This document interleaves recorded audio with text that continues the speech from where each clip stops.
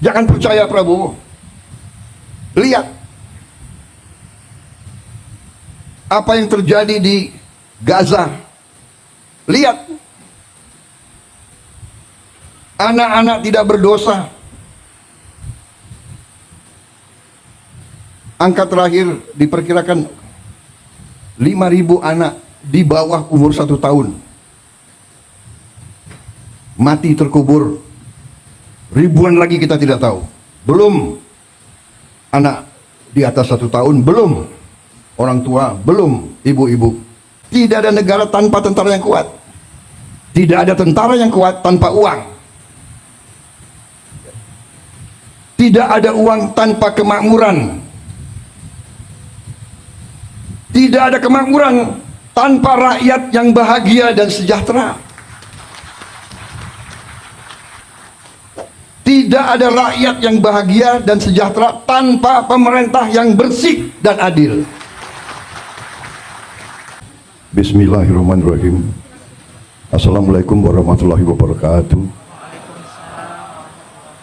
Salam sejahtera bagi kita sekalian. Shalom, salve, om swastiastu. Namo Buddhaya, salam kebajikan. Saudara-saudara, bapak-bapak ibu yang saya hormati, saya juga ingin menyapa tokoh-tokoh yang hadir. Tidak apa-apa, memakan waktu nggak apa-apa kan?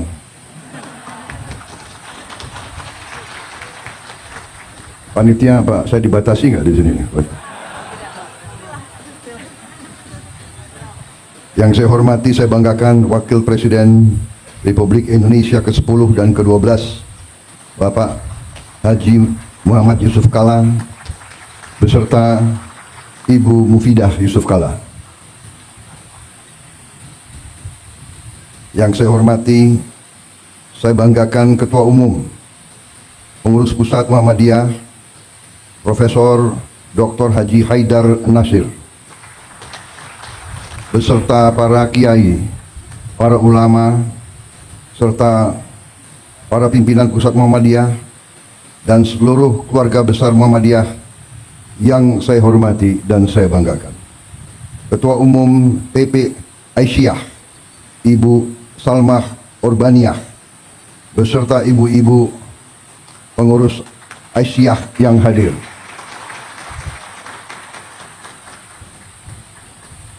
Profesor Dr. Muhajir Effendi, Ketua PP Muhammadiyah periode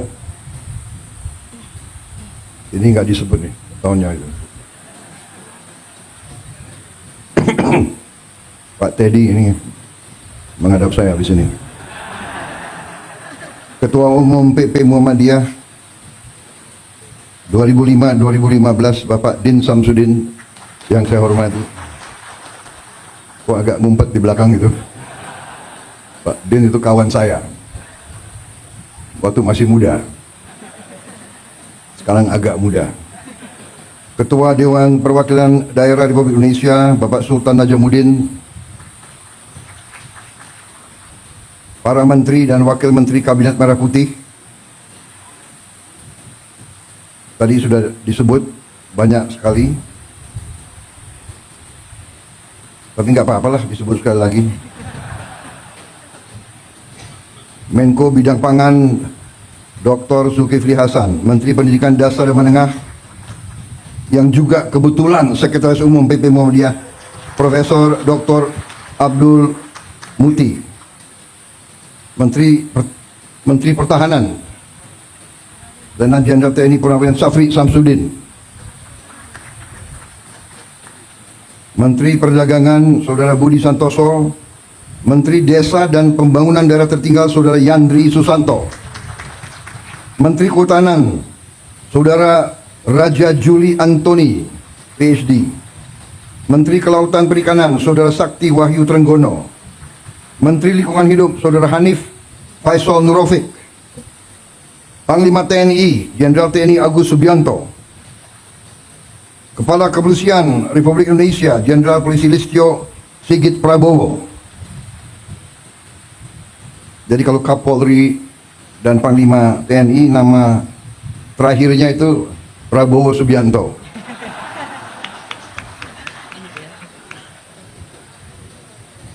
Jangan-jangan nggak diganti-ganti. Jangan-jangan. Kepala Badan Gizi Nasional Profesor Dr. Dadan Hindayana, Sekretaris Kabinet Saudara Teddy Indra Wijaya, Ketua Komisi 7 DPR RI Saudara Saleh Daulay, Pejabat Gubernur NTT Saudara Andri Konoto Susanto, Gubernur terpilih NTT Saudara Melkiades Lakalena, Wakil Gubernur terpilih NTT Saudara Yohanes Asadoma, Wakil Menteri Luar Negeri Saudara Anies Mata, PhD, Wakil Menteri Pendidikan Dasar Menengah Dr. Fajar Riza Ulhak, Wakil Menteri Dikti Sains dan Teknologi Profesor Dr. Fauzan, mantan Rektor Universitas Muhammadiyah Malang, Wakil Menteri Pelindungan Pekerja Migran Indonesia Saudara Zulfikar Ahmad, Wakil Menteri Perumahan dan Kawasan Pemukiman Saudara Fakhri Hamzah, Wakil Menteri Kehutanan Saudara Sulaiman Umar, Wakil Kepala Badan Penyelenggara Haji Saudara Dahnil Anzar, Rektor Universitas Muhammadiyah Kupang Bapak Zainur Wula, beserta seluruh rektor dan guru pendidikan tinggi Muhammadiyah yang hadir di sini.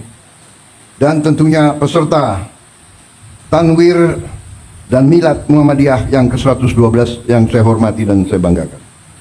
Tadi saya baca banyak tokoh-tokoh karena ternyata banyak sekali di antara mereka juga yang ada hubungan dekat dengan Muhammadiyah. Apakah mereka pernah pengurus Muhammadiyah atau lulusan Universitas Muhammadiyah atau SMA Muhammadiyah? Demikian bukti keberhasilan Muhammadiyah sebagai organisasi kemasyarakatan, sebagai organisasi dakwah, dan lebih dari itu sebagai organisasi pendidikan dan kesehatan. Saudara-saudara sekalian, Presiden Republik Indonesia yang pertama dan kedua juga merupakan warga Muhammadiyah. Kalau tidak salah, Presiden Soekarno pernah menjadi pengurus Muhammadiyah. Dan Ibu Fatmawati juga keluarga dari pimpinan Muhammadiyah di Bengkulu. Pak Harto juga warga Muhammadiyah, lulusan SD dan SMP Muhammadiyah. Bahkan waktu beliau presiden, sekian kali kabinet, banyak kawan-kawan non Muhammadiyah yang mengeluh, kok Pak Harto itu kok milihnya Muhammadiyah banyak sekali. Saya juga jangan saya nanti dituduh memilih Muhammadiyah banyak sekali, tidak. Karena mungkin karena keberhasilan Muhammadiyah mendidik, membesarkan kader-kader sehingga Muhammadiyah ada di mana-mana itu. Kalau saya undang partai untuk koalisi, saya minta calon-calon terbaik mereka ajukan nama-nama. Saya nggak tanya ini Muhammadiyah atau bukan.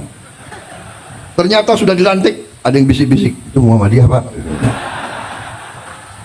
Hari ini saya hitung, kok ini Muhammadiyahnya. Saya juga baru tahu Budiman Sujatmiko ini alumni SMA Muhammadiyah Yogyakarta. Memang Muhammadiyah ada di mana-mana ini. Ada yang di kiri, ada yang di kanan, ada yang di tengah. Pak Jeffrey Giovanni Muhammadiyah juga rupanya. Sponsor. Jadi ini Ketua Umum Muhammadiyah kreatif selalu mengundang tokoh dan pejabat, dan diumumkan baru saja groundbreaking rumah sakit. Waduh, ini PR lagi untuk aku. Tapi kita mendukung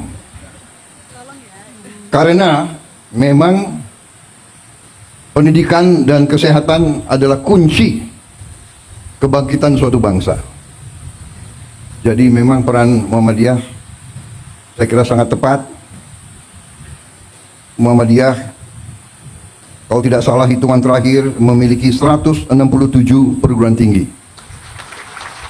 126 rumah sakit, 231 klinik, 5.345 sekolah dan madrasah, 440 pesantren, dan jaringan organisasi yang luas di dalam dan di luar negeri.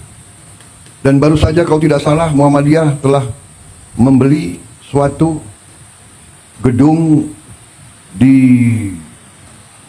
Spanyol, di Cordoba atau di mana? Madrid, di Madrid, dan sedang dirubah menjadi masjid yang besar kalau tidak salah. Ini luar biasa, Muhammadiyah luar biasa. Jadi tentunya kami juga di TNI tidak pernah lupa bahwa Panglima Besar TNI yang pertama adalah seorang kepala sekolah SMA Muhammadiyah Purwokerto.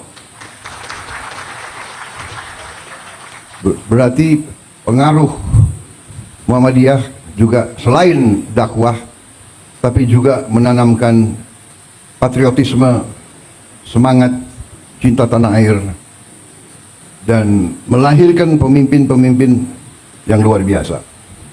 Terus terang saja, Jenderal Besar Sudirman bukan lulusan akademi militer. Beliau tidak pernah ikut sesko dimanapun, tapi berhasil memimpin perang kemerdekaan dan menang. Dan kalau kita lihat ucapan-ucapan, perintah-perintah beliau, pidato-pidato beliau, kalau kita lihat sampai hari ini pun adalah ungkapan dan pemikiran seorang pemimpin militer yang tidak kalah dengan pemimpin militer terhebat di dunia sepanjang sejarah. Artinya, walaupun beliau mungkin dianggap hanya seorang kepala sekolah SMA, tetapi pasti beliau mendalami, membaca, belajar secara otodidak, sehingga beliau mampu untuk memimpin sebuah perjuangan kemerdekaan. Saudara-saudara sekalian, menjadi pemimpin dalam kancah krisis perang itu masalah hidup dan mati. Kalau kalah, mati atau dipermalukan atau dijajah. Kita tidak menghendaki perang. Saya mantan jenderal. Saya mengerti dan saya paham apa itu pertempuran. Perang destruktif. Ibarat pohon butuh 20 tahun untuk tumbuh, hanya 15 menit untuk tumbangkan. Negara, masyarakat, desa pun, provinsi pun, kota butuh ratusan tahun untuk berdiri dan berkembang. Hancur dalam beberapa menit, hancur dalam beberapa saat. Karena saya mengerti itu, saya terus berjuang terus memimpin dengan mengajak, mari kita belajar dari sejarah, mari kita waspada, mari kita galang persatuan, mari kita hindari perpecahan, mari kita hindari konflik. Saudara-saudara, ini situasi yang kita hadapi. Di tengah saya diundang di acara ini, saya ingin mengatakan bukan pengurus Muhammadiyah yang harus terima kasih saya hadir.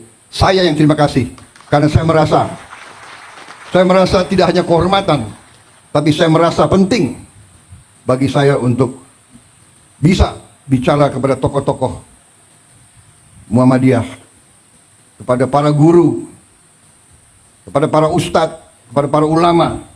Ustadz, guru, ulama adalah pendidik bangsa, adalah panutan rakyat, panutan masyarakat. Sekali lagi saya katakan, apa yang kita lihat hari ini, situasi dunia mengajarkan kita, pabrik-pabrik kita tidak dirusak. Saudara-saudara sekalian, mari kita buka televisi, kita buka YouTube, kita lihat apa yang terjadi di hampir setiap negara, apalagi negara Muslim. Lihat, jangan percaya Prabowo. Lihat apa yang terjadi di Gaza. Lihat, anak-anak tidak berdosa. Angka terakhir diperkirakan 5.000 anak di bawah umur 1 tahun mati terkubur. Ribuan lagi kita tidak tahu. Belum anak di atas 1 tahun, belum orang tua, belum ibu-ibu. Libanon, jutaan warga Libanon mengungsi, hilang rumah.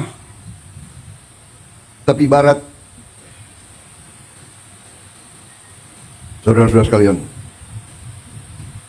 belum Ukraina. Ya, Ukraina jauh, tapi perang Ukraina mengakibatkan harga pangan naik di seluruh dunia. Ya, Gaza jauh, tapi itu saudara-saudara kita. Apa poin yang saya ingin sampaikan, saudara-saudara? Jangan kita anggap damai itu adalah biasa. Jangan kita anggap kita tidak menghadapi ancaman. Kenapa kita harus waspada? Karena kita kaya. Bukan kita ke negeri Belanda, orang Belanda ke kita, Portugis ke kita, Spanyol ke kita, Prancis ke kita, Inggris ke kita. Dari dulu sampai sekarang. Saudara-saudara,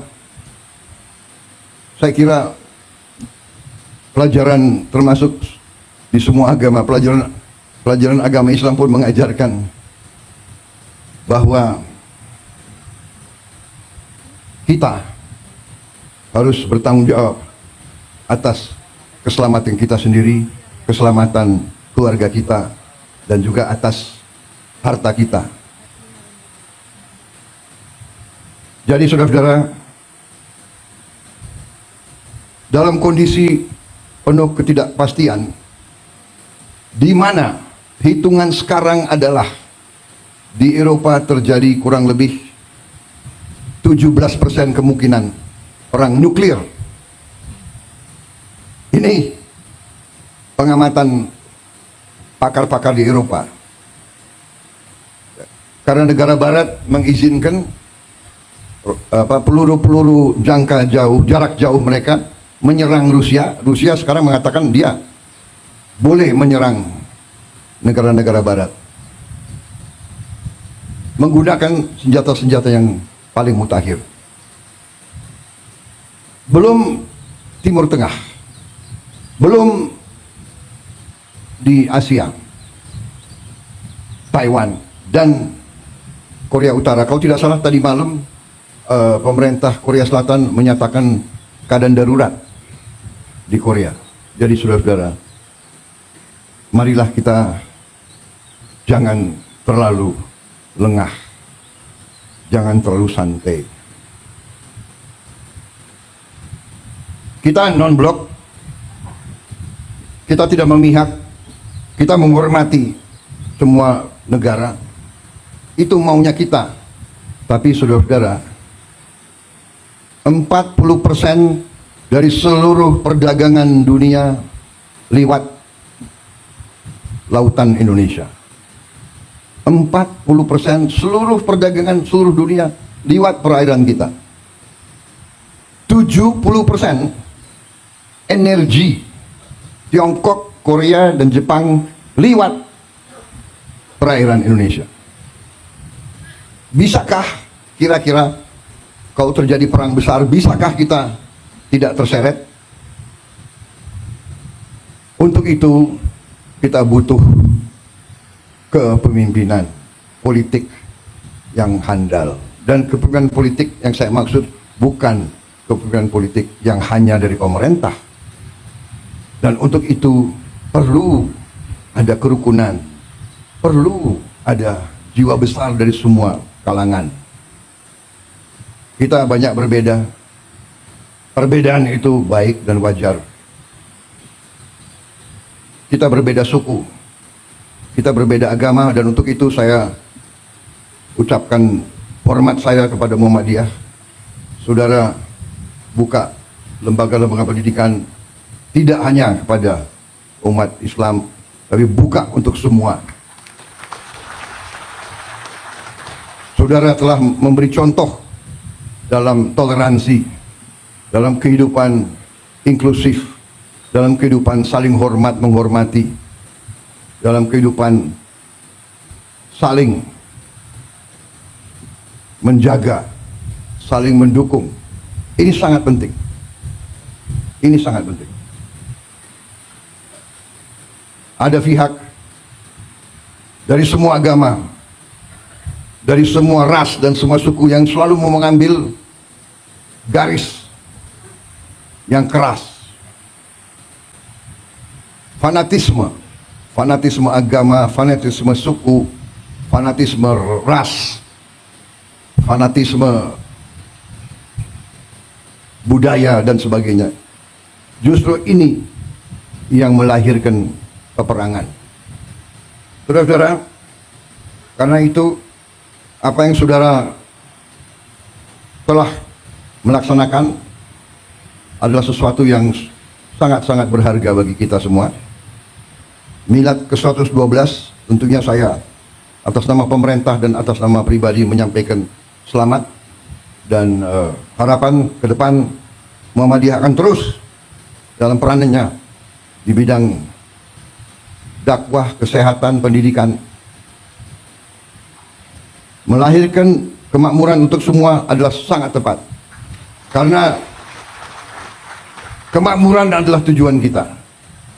Tapi tidak ada kemakmuran tanpa keadilan. Saudara sekalian, saya terkesan suatu pemerintahan, suatu imperium, suatu peradaban Muslim yang cukup lama, hampir 600 tahun lebih, mendekati lebih mungkin 700 tahun, yaitu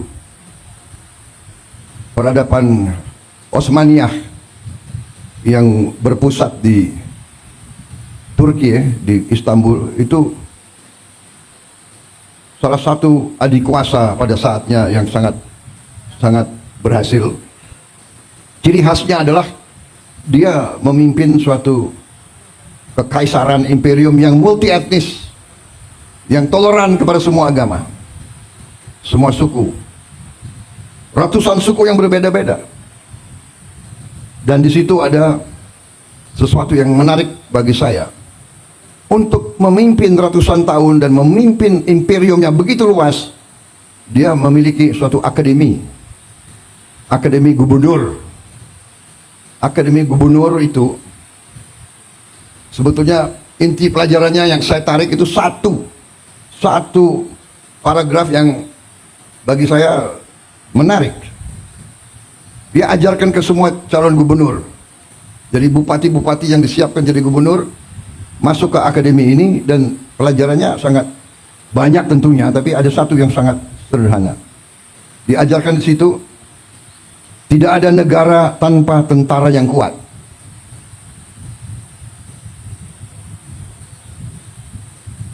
Karena ada kecenderungan pelajaran-pelajaran liberal seolah-olah mau dipisahkan antara sipil dan tentara. Mau dipisahkan antara cendekiawan sama, tidak bisa. Pelajaran, tidak ada negara tanpa tentara yang kuat. Tidak ada tentara yang kuat tanpa uang. Tidak ada uang tanpa kemakmuran.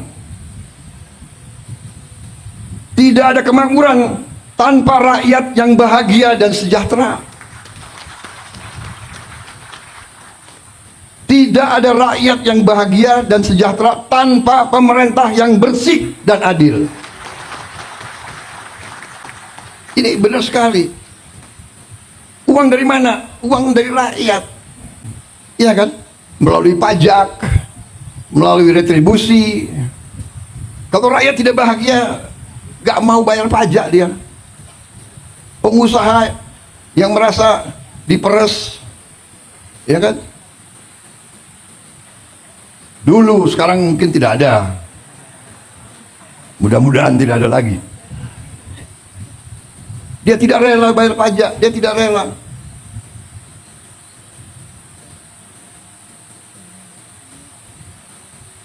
Jadi artinya dari pelajaran itu, kenapa tentara, dan ini tentunya dalam tentara berarti tentara, polisi, pemerintah ini harus kuat dan baik.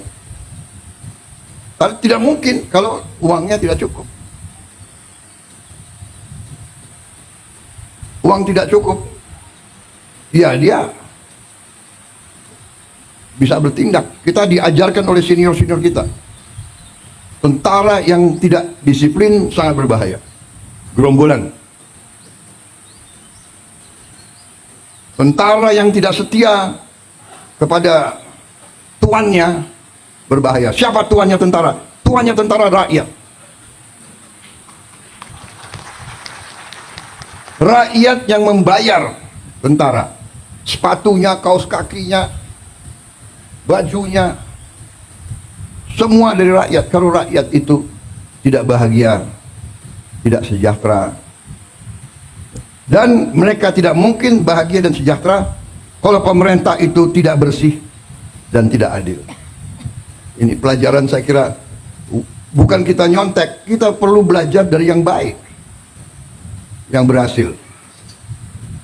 Dan setiap peradaban tentunya ada pasang, ada puncak, ada surut. Surut.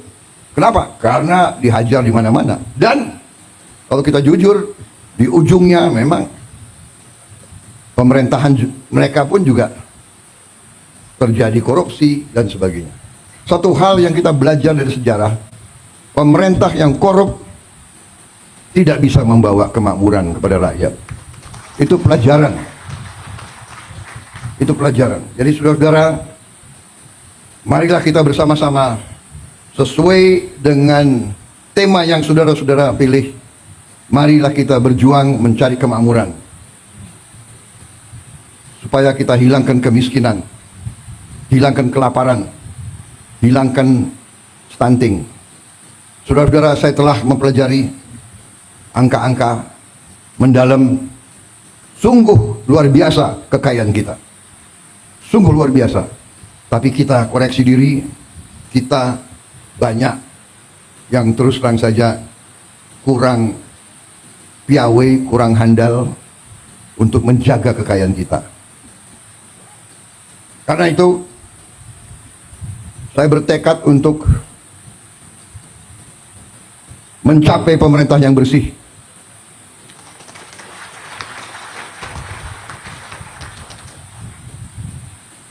Dan ini tidak gampang. Ini sangat sulit. Bahkan saya tahu, saya ditertawakan, saya diejek. Tapi saya sudah biasa diejek. Mana mungkin menghilangkan korupsi di Indonesia? Mana mungkin menghilangkan kemiskinan? Mana mungkin menghilangkan kelaparan? Apa? Mau kasih makan bergizi? Hahaha, ketawa. Di awal mereka tertawakan saya dan saya tahu mereka mengancam saya tahu saya diancam. Nanti harga saham, harga indeks saham akan turun. Di hari-hari pertama saya luncurkan gagasan makanan bergizi, sudah muncul. Saya mengerti, saya ini cukup lama jadi orang Indonesia. Saya mengerti. Ada ancaman terbuka, ada ancaman halus. Ada senjata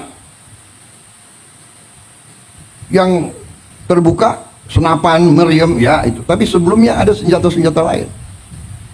Senjata psikologis, adu domba, fitnah, hoax.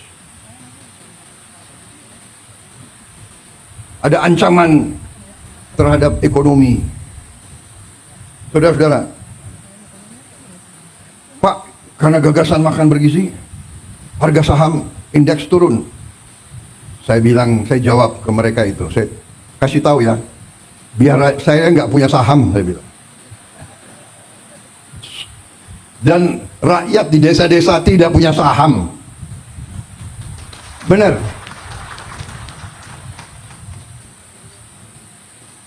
Kalau saham jatuh, iya, pemain-pemain bursa itu. Siapa yang main bursa di sini? Menteri-menteri, ayo ngaku. Fahri Hamzah kayaknya, yuk. Ada, bukan orang kaya saja main saham, tau nggak? Ada teman-teman saya ahli matematik.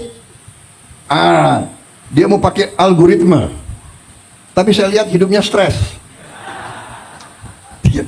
Tiap detik lihat TV, lihat apa itu? Wah, harga saham turun 0,0 sekian. Wah, panik dia. Hitung lagi. Aduh, hidup stres, aku nggak mau lah. Dan saya kasih tahu juga, main-main saham itu kalau orang kecil ya pasti kalah. Itu untuk orang kecil itu biasanya sama dengan judi itu. Yang menang yang bandar, yang besar, yang kuat, ya kan? Ini Pak Trenggono itu mantuk-mantuk. Jangan-jangan Pak Trenggono punya algoritma. Ya itu. Ada ahli matematik yang saking pinternya dia berani ke kasino. Hitung. Main apa? Roulette itu. Pakai algoritma itu, Cok. Tapi enggak serius, saudara-saudara. Kemudian ada yang mau ancam mata uang kita. Ada juga mau ancam. Saudara-saudara, ternyata bernegara itu, keyakinan saya, dasarnya adalah beberapa hal yang fundamental. Yang pertama adalah kemampuan bangsa itu menghasilkan pangan. Karena itu kita hormati apa yang dilakukan oleh pemerintah sebelum saya. Semua pemerintah sebelum kita, dari Presiden Soekarno selanjutnya, punya jasa sampai kita berada di sini.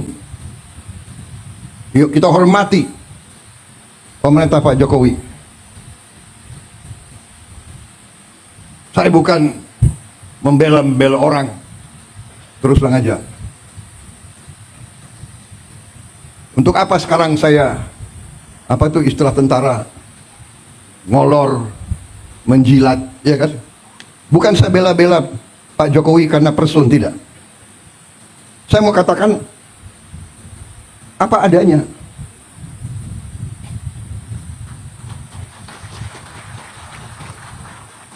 Kalau Ada kekurangan, ada. Kita semua ada kekurangan. Semua pemimpin ada kekurangan. Jangan memfitnah, jangan menyerang. Kita semua punya kekurangan. Mau buka-bukaan, yang gak enak.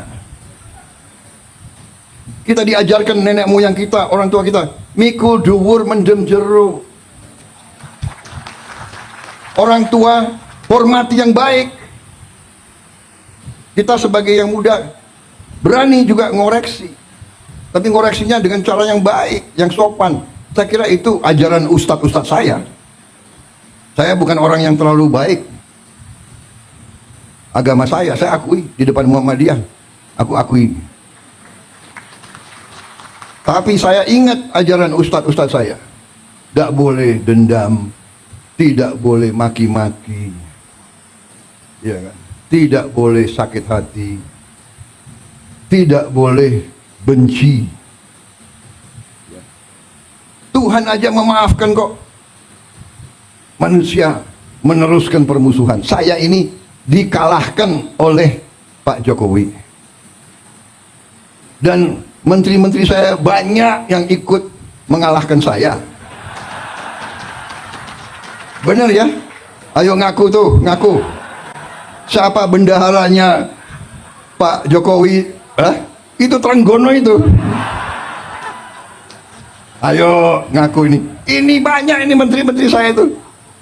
Tapi sudah ini kan perbedaan itu biasa, persaingan itu biasa sudah. Tapi sudah itu, ayo kerjasama, ayo. Nyatanya saya tahu ini, dalangnya Trenggono ini. Tapi jadi wakil saya di Kementerian Pertahanan. Akhirnya saya dibilang, oh Prabowo pakai banyak orangnya Jokowi. Tidak, bukan orangnya Jokowi. Saya pakai orang merah putih. Saya pakai anak Indonesia.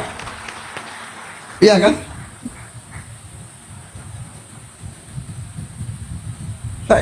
Ada juga yang Menko Polkam saya juga kan bukan orang Gerindra.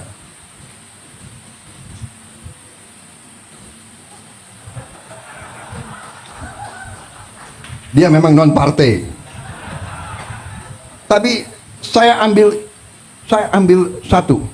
Yang saya ambil, saya yakin di dalam hatinya semua itu cinta merah putih, cinta tanah air.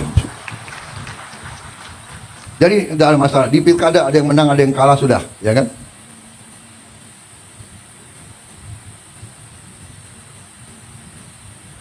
PKS dukung Anies, nggak ada masalah. Gerindra wakilnya PKS di Sumatera Barat, ya kan? Nggak ada masalah. Banyak saya Gerindra wakilnya PDIP di Jawa Tengah, di mana? Sudah, nggak ada masalah. Jangan kita perbedaan pendapat, bagi saya harus kita sikapi dengan kearifan. Dan kalau ada kesalahan, kita koreksi. Kita perbaiki. Saudara-saudara,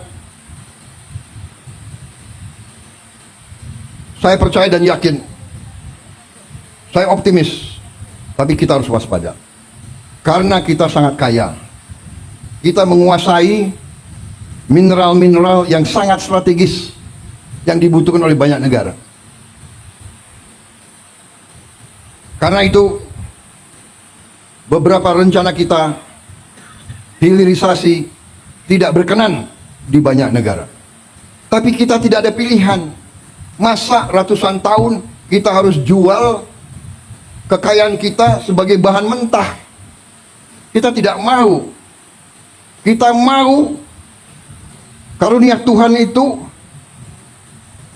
boleh dibeli dengan harga yang benar, supaya kita punya nilai tambah bisa dipakai untuk mensejahterakan rakyat kita. Jadi kita harus siap menghadapi. Mungkin ada yang mau dikte kita, harus ini, harus itu. Kamu nggak boleh dekat sama dia, kamu dekat sama saya. Kita dekat sama semua. Saudara-saudara, saya kira itu inti yang ingin saya sampaikan. Terima kasih Pak Haidar membaca buku saya. Karena di Indonesia banyak buku taruh di pajangan aja itu. Terima kasih, tapi itu saya kira adalah hal-hal yang mendasar. Dan sebagai kesimpulan, ternyata setelah saya keliling ke luar negeri, hadir KTT APEC, hadir KTT G20, tema di G20, tema di APEC, terutama di G20, temanya apa? Tema utamanya apa? Hilangkan kemiskinan, hilangkan kelaparan. Fight hunger and fight poverty. Itu tema dunia sekarang. Kemudian ke arah menjaga lingkungan hidup kita. Kita nanti berada di garis depan. Saya katakan Indonesia mungkin satu-satu negara, mungkin dengan Brazil dan Kongo, kita diberi karunia oleh Tuhan, kita akan mampu. Semua bahan bakar kita green, semua bahan bakar kita dari tanaman. Dan kita akan swasembada energi. Dan kita akan swasembada pangan dalam waktu yang lebih singkat daripada yang saya perkirakan. Saya beri target 4-5 tahun. Ternyata bisa lebih cepat. Dan saya percaya dan saya yakin NTT tadi kita robah dari hanya laporan gubernur hanya 300.000 hektar yang sekarang bisa diairi, potensi 4 juta hektar, luar biasa. Dan ini bisa, dan ini akan kita kerjakan. Saya percaya manusia, apalagi pemimpin, harus berani punya tujuan, harus berani punya sasaran yang tinggi. Jangan sasaran yang rendah. Saya diejek lagi, Prabowo bisa aja dia ngomong mau pertumbuhan 8%. Saudara-saudara, saya selalu mengutip Bung Karno. Bung Karno mengajarkan dari dulu, gantungkan cita-citamu setinggi langit. Kalau kau tidak sampai ke langit, minimal kau jatuh di antara bintang-bintang. Kalau pengalaman saya di tentara juga begitu. Kalau kita kasih target yang rendah, cukuplah, gak usah repot-repot, ya kan? Target, saya kasih target, kalau sekarang 5%, 5,5%, ya sudah 6% sajalah. Jangan-jangan gak sampai 6% gitu. Tapi saya hitung angka-angka, saya percaya, saya yakin kita mampu sampai 8%. Kebocoran-kebocoran kita, kalau kita hemat, kalau pemerintah itu ketat, bersih, efisien, saya yakin bisa. Tapi ini butuh jiwa besar. Saudara-saudara, jiwa besar. Gubernur, bupati, semuanya harus bekerja. Wali kota. Sudahlah. Acara-acara yang tidak penting kurangi. Ya kan? Seminar, terlalu banyak rapat. Kenapa rapat atau ini harus di hotel di mana gitu? Saudara-saudara, hitungan kita perjalanan luar negeri saja itu, Indonesia ini perjalanan luar negeri pejabat-pejabat $3 miliar. Saya minta dikurangi 50% saja. Kalau bisa dikurangi 50%, artinya kita bisa menghemat 15T. 15T itu berapa bendungan, berapa irigasi, berapa SD bisa kita perbaiki, berapa anak sekolah bisa kita kasih makan. Tolonglah ya para menteri, puasa dulu. Puasanya 5 tahun. Kalau 5 tahun kita hemat $1,5 miliar dari perjalanan saja. Saudara-saudara, tapi bayangkan itu, apa yang kita bisa. Saya tapi sudah perintahkan Menteri Keuangan, Wakil Menteri Keuangan, teliti. Semua program diteliti ternyata cukup besar penghematan. Cukup besar. Tapi saya tidak umumkan di sini supaya kita tidak cepat puas. Jadi saya mohon juga para gubernur terpilih, bupati terpilih, ya, ketat, efisien, kurangi yang bersifat tidak kritis. Kritis untuk kepentingan rakyat. Kritis kepentingan langsung. Nggak usah terlalu banyak seminar. Kita sudah tahu kesulitan rakyat, iya kan? Sudah tahu.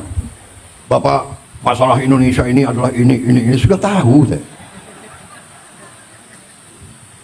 Kita ini tidak punya satu datanya banyak. Saya tahu. Banyak peraturan undang-undang bertabrakan. Saya tahu. Solusinya bagaimana? Ya. Menteri Perumahan Rakyat, di sini diwakili wakil menteri, ya kan? Rakyat miskin, rakyat muda yang masih muda butuh rumah yang terjangkau. Nggak usah diseminarkan berapa jumlah rumah, tipe berapa. Dia butuh segera. Kalau sudah berdiri minimal 3 juta rumah, Fahri Hamzah boleh senyum-senyum. Sekarang jangan senyum dulu kau.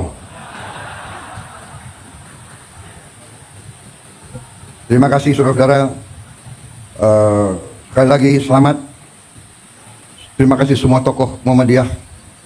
Mari kita bersama-sama dengan semua komponen lain, semua organisasi lain.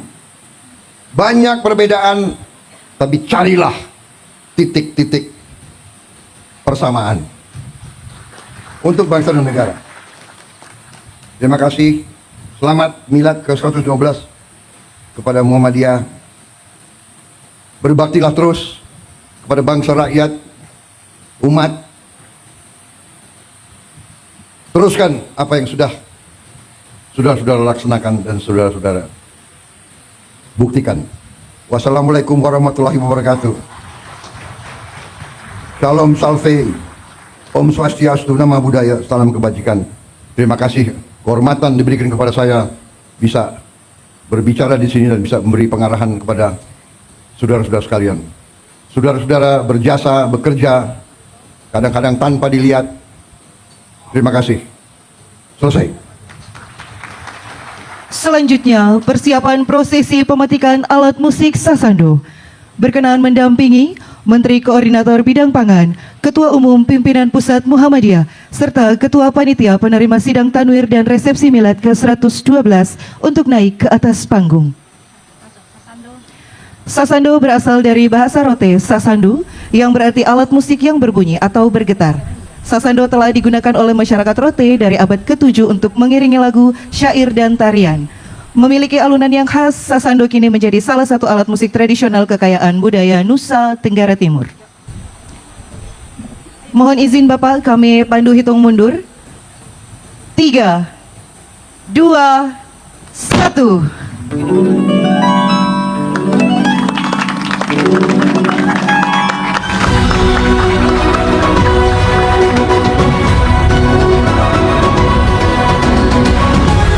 Demikian sidang tanwir dan resepsi milad ke-112 Muhammadiyah resmi dibuka.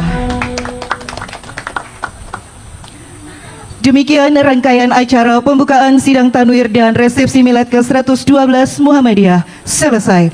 Kami ucapkan terima kasih atas kehadiran Presiden Republik Indonesia. Selanjutnya, Presiden Republik Indonesia berkenan meninggalkan tempat acara.